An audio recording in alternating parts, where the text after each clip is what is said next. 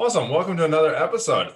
Gary, thanks for joining us. I met Gary through actually another course, a coaching course. We're both doing coaching to become coaches, even though we're already coaching. Learning more, doing more, so we can give more. So I met Gary through there. He's actually an ex-police officer as well, and come to find out, which is why we connected so well, he did VIP protection stuff in Australia also. So we have a lot of stuff that's in common, and we both went through burnout just in different ways. So Gary, why don't you just tell us a little bit about your backstory? Tell us a little bit about you, where you've come from, what you've gone through, and a little bit about burnout for you. Yeah, cheers, Chris.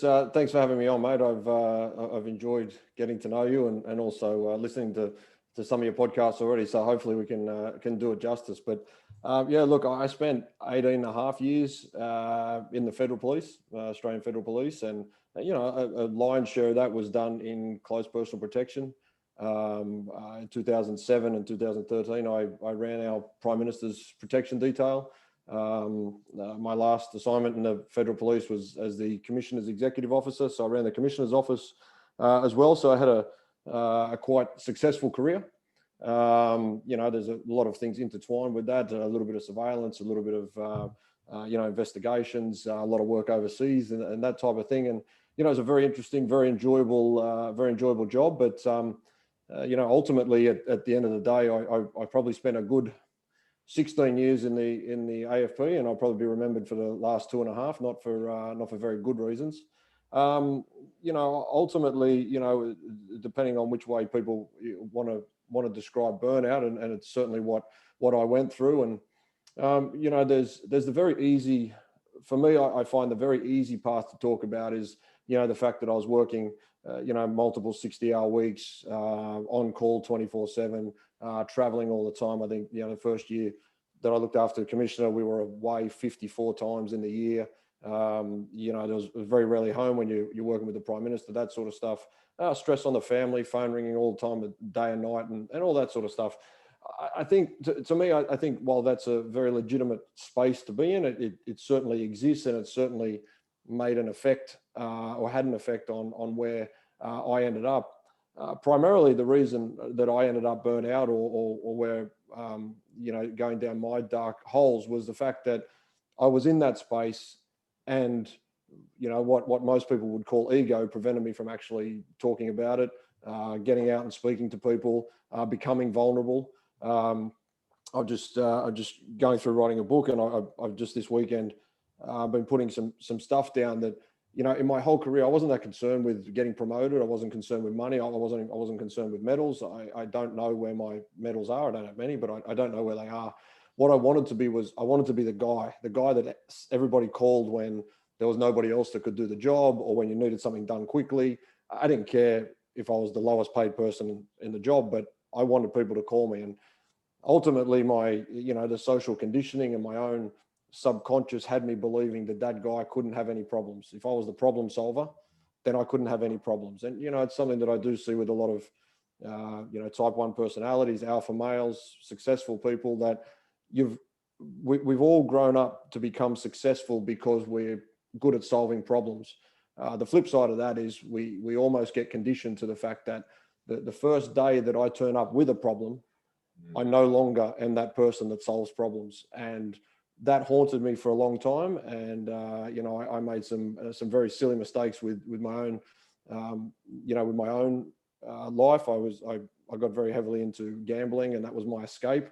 And ultimately it led to my downfall. I talked to people about the fact that I lost almost $2 million, my career, my reputation. And, that was on the back of not being able to be vulnerable, or not being able to let my guard down, and not always be the guy that solved problems. And what I've come to learn is I would have been far better at my job at solving problems if I was able to at least ask for help for the ones that I was going through. Yeah. So you reckon? So obviously, I can totally relate to all of that. You put it into perfect words. To be honest, as a cop or as a frontline officer, you're trained to be the person who's there to solve other people's problems. Absolutely. And it's almost, I don't think I ever got told I probably did, but I probably didn't hear it. But never got told that yes, you're there to help other people, but you need help yourself. You need to ask for help yourself as well. It's okay to ask for help. Yeah, I do a talk that I title quite it's quite loosely a quote from Mike Tyson. It says everybody has a plan until you get punched in the face. And I worked with the executive at the federal police, and I've been around a number of executives, and I genuinely believe that it's true that there are mechanisms there to help and support the officers, and they do exist. But what I think probably lets those down is nobody knows how they're going to deal with somebody stepping forward until they actually step forward. And we'd like to pretend that everybody gets treated as if they had a broken leg. We always tell this story that mental health's no different than a broken leg, and in reality that is true. But in practice, I suppose, or in theory, that is true.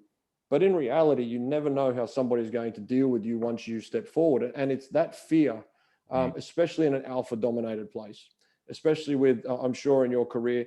And a lot of times it's not intentional, but there are conversations taking place about broken biscuits, about people that are, terrible at their job, about people that have mental health issues. And ultimately, I don't believe that people inherently believe that sort of stuff. It's the social conditioning that keeps it going, and it's the social conditioning that stops you from stepping forward and actually saying, I don't agree with the conversation. B, I'm struggling to go and get help, and I need some support.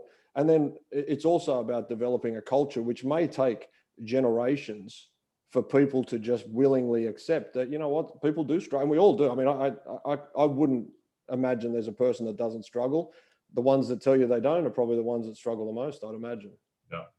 Yeah, no, I totally agree with that. I mean, I'll put my hand up and say I struggle every single day. At some point, there's some Yeah. sort of struggle throughout the day. Yeah. And yeah, I totally, back, in the days of policing and that, yeah, it is that. I remember the lady who actually got me the first time that I went through my stuff, because I went through it a couple times in the police and actually sought out help the first time, but it took me till I was burned out the first time. But she was actually, come to find out, everybody was talking bad about her, that she just doesn't work, her back's always hurt, she's always off work, she's always sick, what the hell's wrong with her, why isn't she working, why isn't she here, she's letting us down, blah blah blah blah blah. Come to find out 4 years later, she was actually burned out and going through stuff at that point, and that's why she was, but people, again, they just put all these stories on stuff. Look, I think just to touch on that point, I think what a lot of people do is they fear their own vulnerability being exposed. Okay, and so if somebody else is struggling, it's far easier for me to raise the chest up, call them a name, say that they've got a problem with them, because if I say that, then it probably means that people aren't going to start looking at me for my problems. If I'm willing to start talking with that person about their vulnerabilities, something very frightening happens inside ourselves. And that is, if I talk to you about your vulnerabilities, I all of a sudden become very exposed to my own vulnerabilities. And that's typically why we will take that path with dark humor a lot in the police force, other services and that sort of thing. And, it's okay. I don't even pretend that I think it's a bad thing, but I think it also needs to flip the other way, that there is an acceptance that, we can have that conversation. If Chris isn't doing well, that my first question is what might be underneath it, what might be, the underlying story, as opposed to taking the stance that, you have a problem that can't be fixed. Yeah, no, I totally agree with that one. It is, dark humor has its place. I totally believe it, in the incident, in the, situation when, yeah, absolutely. And it's a proven strategy to get through, a stressful situation. A traumatic situation. Absolutely. Yeah. And, but it's the fact afterwards, it's the sitting down, and it's the going, hey, what's actually going on, guys? How are we after scraping up those three, those three people up off the ground, and two of them were kids. Yeah, that's right. Yeah. It's actually sitting down and doing that. So that leads me into my next question for you, Gary, is what do you believe is the best things that you've learned to overcome and prevent yourself from experiencing burnout now? Look, it's probably multifaceted. It took me a long time. I left the police at the end of, ultimately left at the end of 2016. I resigned at the end of 2017, and I still struggled very heavily for at least another 6 months. So 18 months after leaving, I still wasn't able to come to terms with my own vulnerabilities in my own head. I kept creating a mask that I was okay, and but things just kept going wrong and wrong and wrong all the way around me, and ultimately one day I flicked the switch, I suppose, is the phrase that's used. But probably the first thing that I remember is I started to change the way I looked at everybody else's story. So for a long time, while I was struggling, I used to be very good, as a lot of people are, in finding why somebody else's story was different enough to mine that their solution wouldn't work for me. A case in point, I suppose, is, we all tend to watch like a Tony Robbins and that sort of stuff. And I would watch those sorts of things because I always loved the inspirational speakers, motivational talkers, coaches, all that sort of thing. And I'd watch it and I'd go, yeah, well, that person's story is not mine. They don't have a gambling problem. They didn't work in the federal police. They didn't, like, whatever I had to say that avoided me taking that path. And then one day, I don't know, something just happened, and I started to try and learn from unlikely sources. And I can remember the clip. There's a 7-minute clip of Tony Robbins saving some dude's marriage. I think that's even saving a guy's marriage is the title of the YouTube clip. And my relationship had broken down already at this point. It wasn't a saving type of thing, but I was watching it because I was watching Tony Robbins. And it was the first time that I looked at that guy's story and found things in it that I could have quite easily argued had nothing to do with me. But I tried to find learning that applied to me in that story.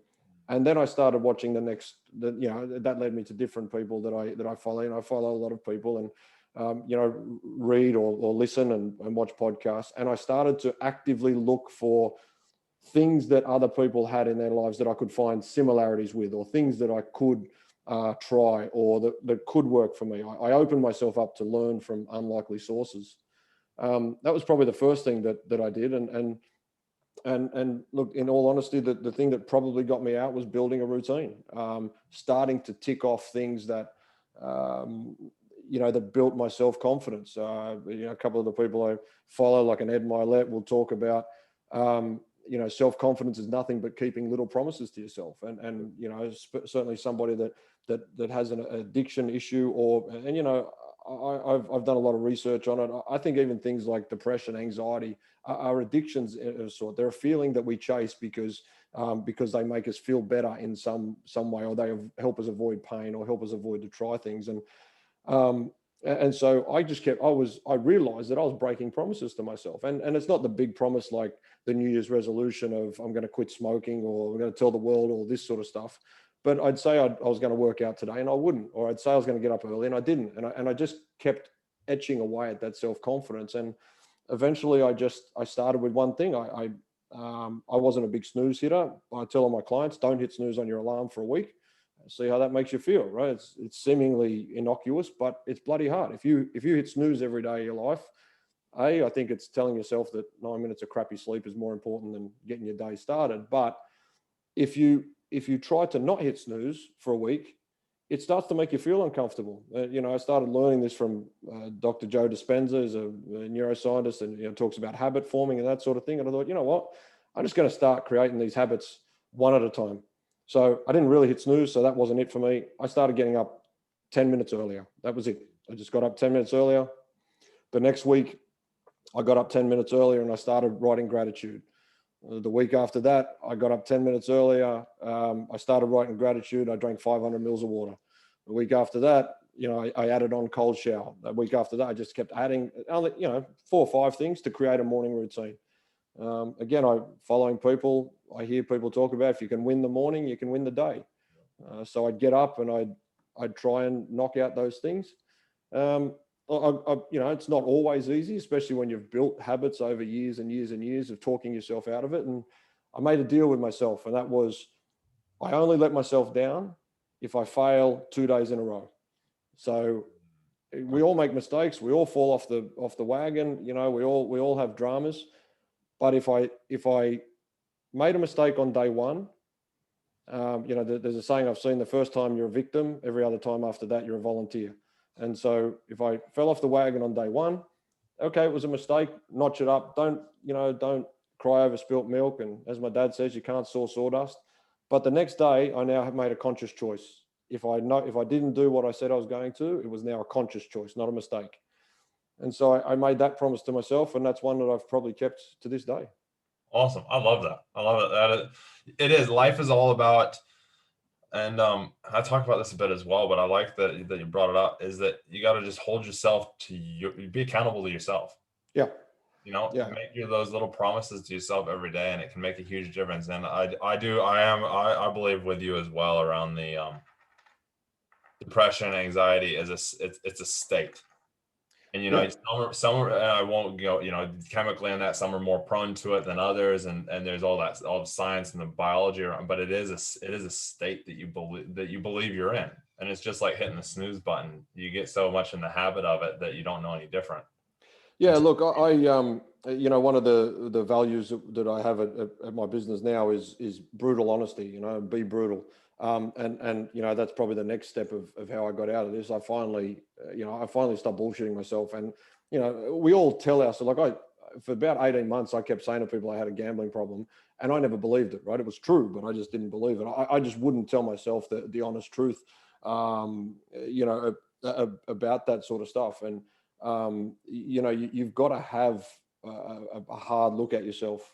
And start answering some hard questions. And one of those things is, so I've got clinical diagnosis of having a major depressive disorder and gambling addiction and that sort of stuff. But you know what? Depression's easy, right? As a victim, it's very easy, and it's very addictive, because if I've got depression, and again, I don't mean to judge anybody out there. I'm talking from my own experience, and certainly from my own coaching as well, that it's if I've got depression, then I've got a very good excuse why I'm not as successful as I could be, right? And I tell you what, the day that you decide that you no longer suffer from depression, you start to realize a very scary thing to you. The reason that you're not where you want to be is ultimately because of your choices, your decisions, and your actions. There's people that have depression. There's people that have one leg. There's people that have, like, we all face some level of adversity. But it is easier, whilst it sort of goes against what you would consciously think, it is easier to have depression and not try than to put yourself out there and perhaps not reach it because I wasn't good enough, right? I'd rather not reach it because I've got depression or anxiety or addiction or anger issues or whatever the case may be, than to actually try and fail. I think that's difficult for people to overcome, and therefore the depression becomes your addiction. Not it might be chemically induced. It might have other issues like that, but ultimately we do things become an addiction to us when they remove a level of pain from us, and trying and fear of failure, fear of success is a very big pain. And if I need to be depressed in order to avoid that pain, then quite often we'll take that route. It becomes an excuse. Absolutely. It becomes another excuse. Excuses aren't, sorry to cut you off, mate. Excuses aren't always lies, right? It might be true. You might have depression, right? I had depression. I don't even know. I don't know if it's suffering. I no longer use the term for me. So, because when I use it, I'm giving myself an excuse. Now, did I have clinically diagnosed depression? Yes. But it's still an excuse that I used to stop me moving forward. Yeah. I mean, you look at, and yes, he ended up taking his own life, but you look at Robin Williams. He didn't use depression as an excuse, but ultimately it turned out that he was extremely depressed. Yeah, absolutely. And took his own life. And so, yes, it is. And we're not, for those that are listening, we're not putting down anybody that has it, but it is a choice that you can make. Like, I know I made a choice that I didn't want to be where I wanted to be anymore, and I'm not there anymore, and I never will go back. Yeah. And it's not easy. Like, trust me, it's not easy, but what's on the other side is far preferable to where I was. And tell me if I'm wrong, but it does take time as well. Absolutely. 100%. You have to go with yourself. This isn't going to be an overnight venture. This is going to be a year's venture, but I'm committed.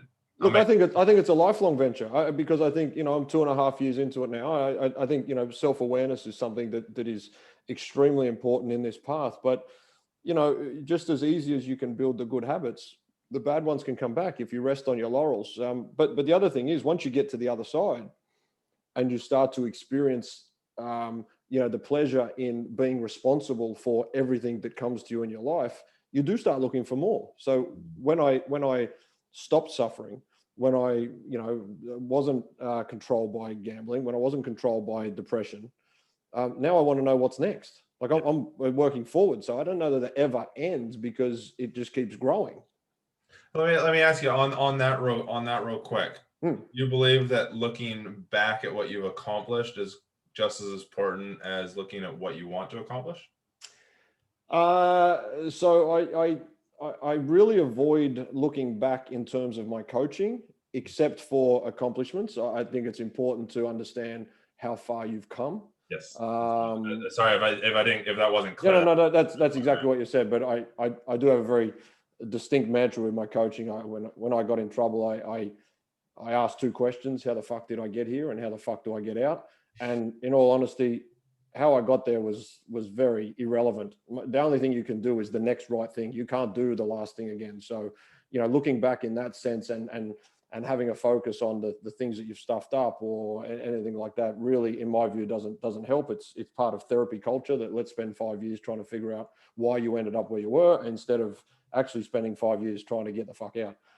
But yes, absolutely. I think it's always important to moderate where you are, because at any particular time, depending on which way you look, you can feel good or bad about it. There's, you know, I work in weight loss as well. Somebody I coach has lost 20 kilos, but every now and then he gets dirty on himself because he's still 20 kilos overweight. And then we have to have the discussion about, you know, 4 months ago, you were 20 kilos heavier. You've got to, you know, if I offered you 20 kilos off 4 months ago, you would have taken it in a heartbeat. The mere fact he's had success, he's now looking forward. I wish I wasn't this big now. I wish I wasn't this big now. Yeah, of course. And again, I think it's another one from Ed Milet. It's okay to be happy with where you are right now. Yes. Present. Be present. But also you would be pissed off if you're in exactly the same place in 6 months' time. Yeah. Right. I'm okay where I am now, but if I'm this same guy in 6 months, then I've let myself down. Yeah. No, I like that. So Gary, as you know from our conversations in the past, I'm a massive why guy. I just started creating a program that was called the Why Life, which will still eventually get picked up. But so tell me, Gary, what is it that you believe is your why that gets you through the easy times, the hard times, the boring times, all of it? Yeah, look, I like to, because I've considered this many times, and I you know, I think sometimes in different circumstances there might be, you know, different pain points or different pleasure points that I can pull on and tug on. And you know, I'd have very similar. I'm very close to my family, and you know, I have some circumstances around my family that really drive me to get better, I suppose, and to keep working on myself. But there's two things that probably you know, might be a little bit left field and might be worth, you know, expressing here so that, you know, people can have a different view. And one of them is I've heard David Goggins talk about the blueprint that, you know, whether you believe in God or the universe or whatever, when you go, you stand before whoever it is, and he's got this blueprint of Gary Fahey. This is all you could have achieved in your life. And I think the only responsibility that we have on this earth is to get as close to that blueprint as possible. And I don't believe that anybody's blueprint includes giving in to, you know, depression, anxiety, addiction, burnout. I don't for a second believe that people's blueprint doesn't express that you're going to go through it, but that I have a responsibility to get as close to the ultimate or best version of me that I can. That doesn't mean I'm going to be the best at anything in the world, but as long as I can be the best at the way I go, or as close to that blueprint as possible. So I think about that a lot, that when I wake up and I don't feel like doing something, I ask myself whether or not laying in bed would get me towards the best version of me. You know, if I happen to go tomorrow, if I died tomorrow, and people were standing there at the funeral and said, well, you know, he could have been this. He said he was going to do that. You know, he had all this potential. I don't want to die with that inside me. So that certainly drives me.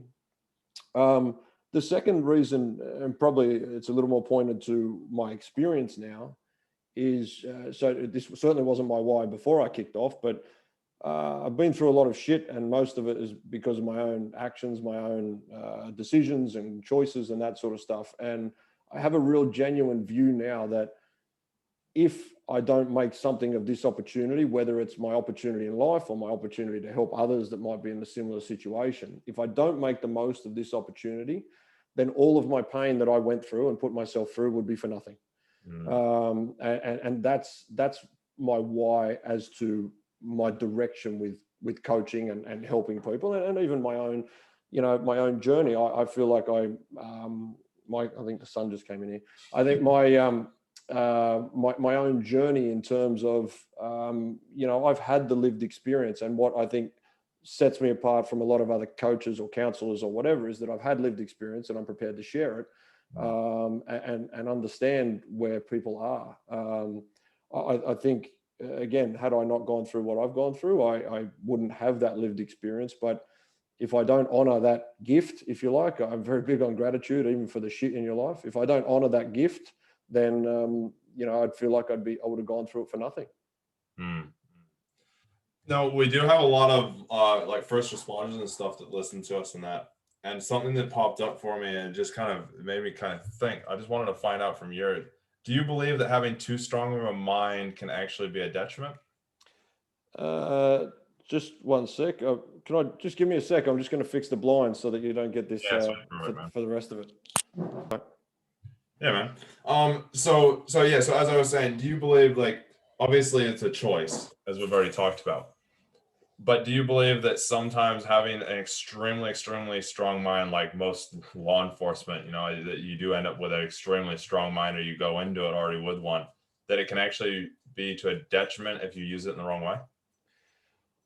Yeah, look, I think you'd probably have to distinguish what people would understand as a strong mind. I certainly think pig-headedness can be very detrimental in the fact that for anyone to believe that they are beyond vulnerability, I don't know if that's strong-minded or really, you know, pig-headedness and arrogance that, you know, that I had on occasions and from time to time. And, you know, when you do some of the things that you get the opportunity to do in law enforcement, in the, you know, in the military or any similar such things, right? There's a level of arrogance that is required, you know, to go through the door. There's a level of arrogance that's required to, you know, talk to a prime minister or a commissioner. You know, you have to believe in yourself. The drama is when you are unable to look at yourself with honesty. And, you know, as I said, I talk about brutal honesty, and I don't believe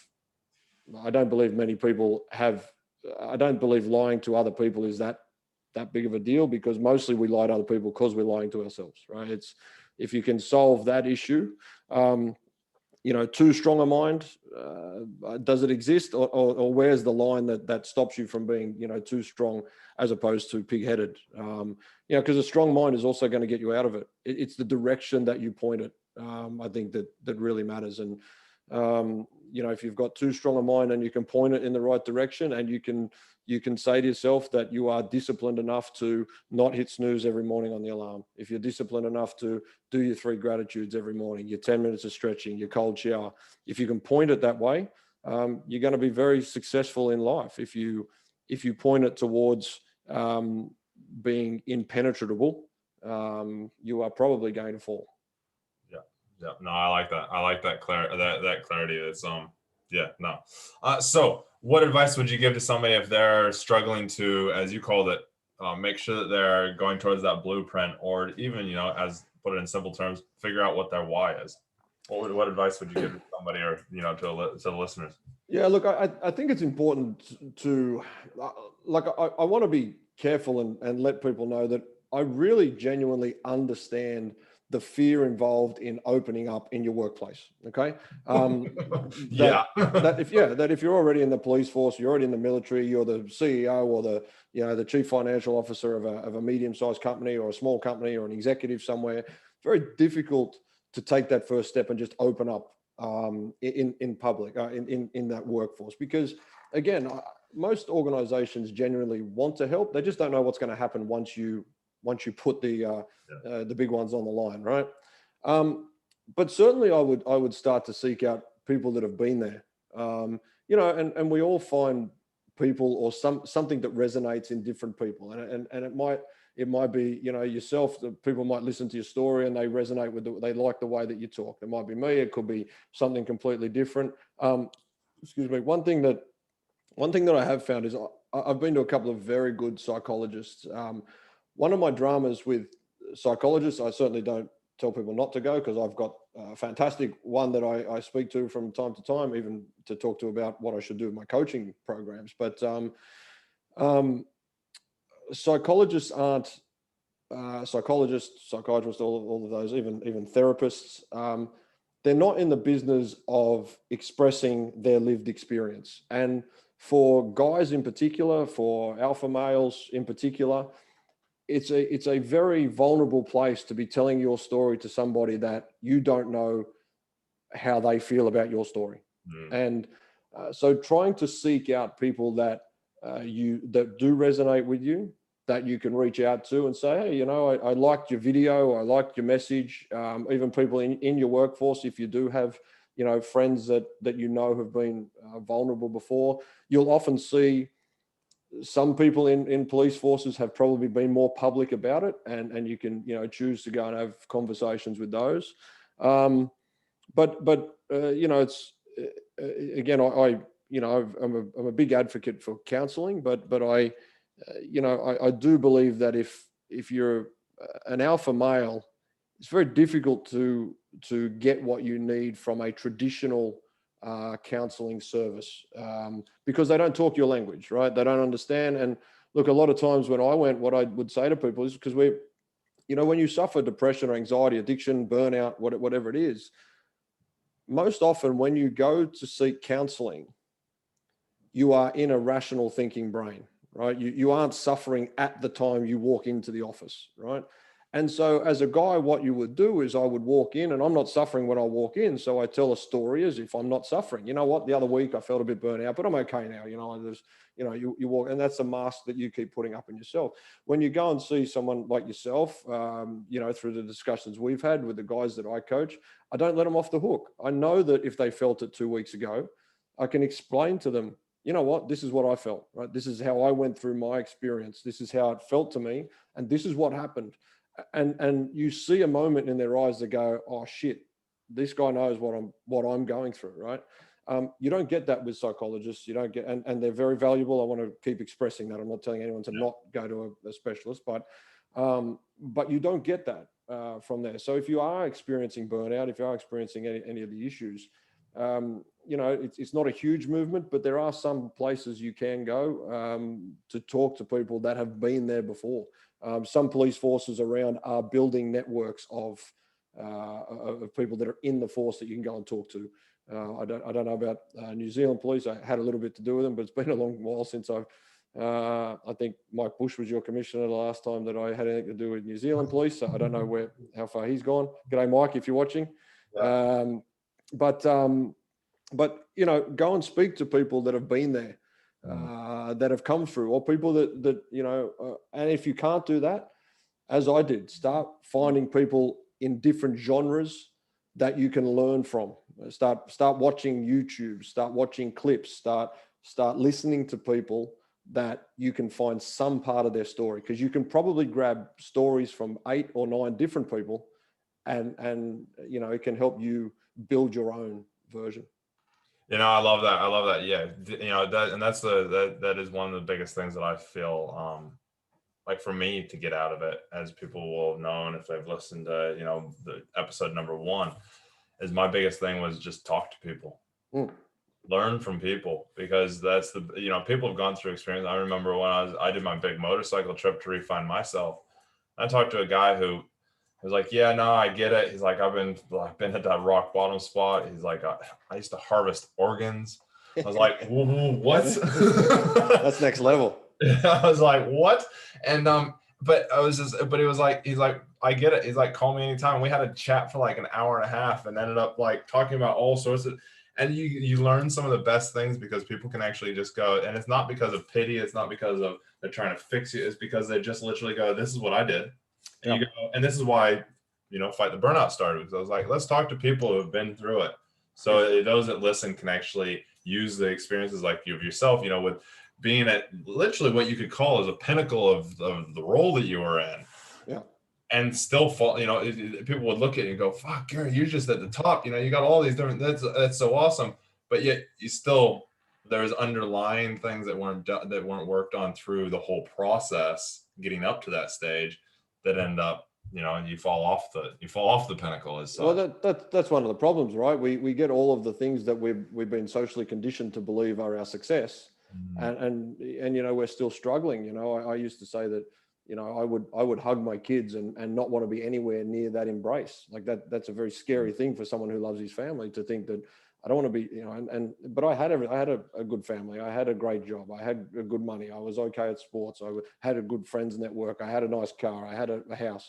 I had everything that the world told me that should have made me happy, and I wasn't. And, as I said, I struggled for a long time.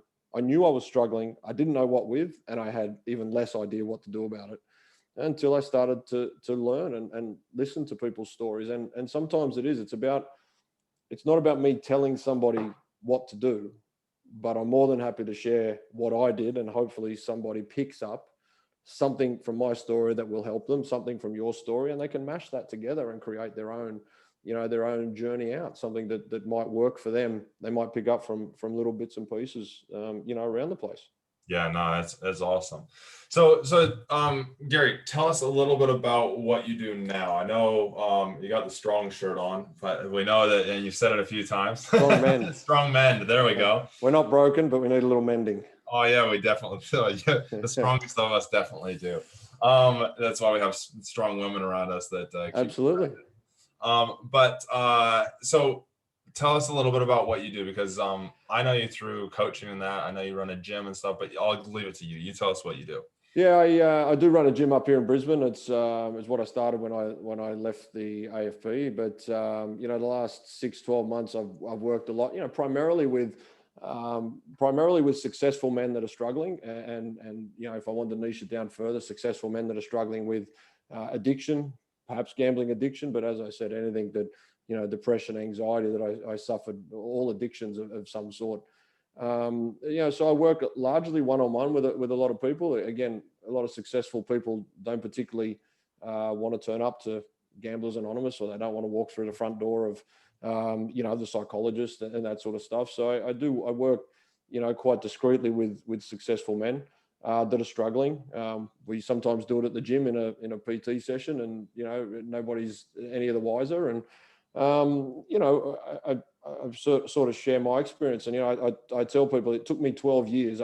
My first real recognition of an issue that I had was 2007, and we're 2021 now, but it was 2018 that I started to take the steps to turn around. I mean, I tried time and time again, and had success and failures, but the last 3 years have sort of changed the way that I did it. And I say to people, I take my 12 years and I hopefully help people reduce that to 12 weeks. You've got to go through some pain. If you want to change where you're at, you're gonna have to go through some pain. But I try and condense that 12 years down to 12 weeks. I'm writing a book at the moment, hopefully be out in around March 2021, and building a couple of online programs. I'm actually right at the moment, I'm trialing my own version of a program that I like to do it on me first. I've done it once before, but I want to turn this into a free, almost the step-by-step process that I took to get out. I described it here. I'm going to give it away for free. Don't hit snooze on the alarm. Get up 15 minutes early, 10 minutes early, 15 minutes early. Drink your water, do your stretches. Build a routine, exercise, nutrition, build that out. So I'm going through that myself at the moment. So a little bit of everything, but primarily, as I said, for people that resonate with my story, successful guys, people that are there at the top, but feel like there's something a bit missing. Even if you don't know what it is, I certainly didn't for a long time, but I figured it out, and I figured it out in a fucking hard way. And hopefully I can help people not find it out the same way that I did. Awesome, Gary. Yeah, no, I love that. I love that. And I think that's why we resonate so well. We're doing it different, similar, but different things. Yeah, absolutely. Yeah. We all got our own path to get there, right? Yeah, exactly. So as we said earlier on, a little bit ago, we said, you got to find the person. You got to find the person that you resonate, the person that feels right. So Gary, if somebody feels like you're the person they want to reach out to, they want to actually talk to, how do they get in touch with you? Yeah, probably the best thing is our Facebook page, Strong Mend. So it's MEND, Strong Mend, and message through there. I get all those. I don't have a secretary that takes those. That's directly to me. Flick me a message on there, and I'll get back to you. And if you're in Australia, I'm always up for a coffee. If you're in New Zealand, I'm up for a virtual coffee as well. I have chats with 10 or 15 people a week, just because I enjoy it as well. And so if you need a chat, send me a message and let's make a time. Awesome. Cool. Sorry, mate. We also do have strongmen.com, but if you get there, it's just going to send you to the Facebook anyway. So yeah, sweet. Cool. So we'll have that Facebook link in the description down below. So if you want to have a look at that. So Gary, I always like to ask this question, and you've gone over it a few times, but I want to know the number one thing. If you could just give one piece of advice, what would it be that you tell viewers and listeners to help prevent or counter burnout? The number one thing. Be brutal. Be brutal with yourself. It's something I've done in post before. It's not about asking the hard questions. It's about giving yourself the hard answers. You can ask the hardest questions in the world, but if you don't answer them with brutal honesty, if you're struggling, you need to find a way to be brutally honest about your struggles. Don't pretend that it's going to go away when you have a holiday. We've all been there. I've got a holiday coming up. When I go on holidays, it'll be fine. I used to say when I'd sit on a plane for 14 hours, it's okay. My phone will be off. When I get off the other end, I'll be fine. When I get back from holidays, I'll be a new man. When I get a promotion, I'll be okay. When I get that house, I'll be fine. Start being brutally honest with yourself. You're not going to be fine, because if you're not fine now, you are not going to be fine when you get the promotion. You're just going to have more money to be less fine with. That's all. Yeah. No, I love that. I love that, because now I take it when you go on holiday, it's actually like, holy shit, this is so much better. This is like absolutely, and yeah, look, holidays only work like if you take medication, which is fine. Again, I'm not against medication. I've taken it from time to time. Holidays only work if you do something in the holidays to change what your life was like beforehand, right? It doesn't, sitting on a beach doesn't change the fact that your boss was an asshole 3 weeks ago, right? Yeah. It's still going to be the same, or you're overworked, or it's always going to be the same when you go back, unless you work on it during that period of time. Yeah, no, I love that, Gary. Anything you want to add, or you want to, throw out there to anybody? No, mate. Look, again, I appreciate the time. I've enjoyed it. I always enjoy having a chat with you, and sharing the experience. One thing I do know is that if people can be vulnerable, it's amazing how much that gives other people permission to be vulnerable. And you mentioned about your story with talking to when you're on the bike, doing you're finding yourself mission. That once, it's very scary the first time, but it's amazing. I've not told my story to anyone that hasn't responded by telling me their vulnerabilities, and every single person has them. So if you're honest and brutal enough to share, I guarantee you'll get something back. Yeah, awesome. Well, thanks, Gary. This is another episode of Fight the Burnout. We like to interview anybody and everybody. I do know a lot of law enforcement guys, so we've had a few on here, but we also have had CEOs of their own companies. We've also had people, nurses, and just people from anywhere. And it's all about teaching and giving you the knowledge so that you can take just one snippet. All you need to do is take one snippet from this conversation that we had today with Gary, and it's going to make a huge life-changing experience for you. Now, if you do, want to reach out to Gary, make sure you, go to Strong Mend. That's MEND on Facebook. Reach out to him. Or if you want to reach out to us, we're always here as well. It's just Chris at knockingdemonfitness.co.nz. But the one thing that I'll leave this conversation with is, yes, you get out there and be vulnerable. Just get out there and talk to somebody that you have a little bit of trust or rapport with, or even just somebody on the street. Because if you can go out there and you can just literally go, hey, how's it going? And just spark that conversation up, you're going to feel so much better afterwards. So make sure you like, subscribe, hit the alarm bell there so that you make sure that you get notified every time we drop a new episode. And until next time, my motto is always train hard, test easy, because when we get tested, whether it be physical or mental, we want to make sure that it's as easy as possible so you can enjoy those holidays and them not actually be like, fuck, I have to have this holiday. It's I get to have this holiday. Until next time, guys, we'll talk soon.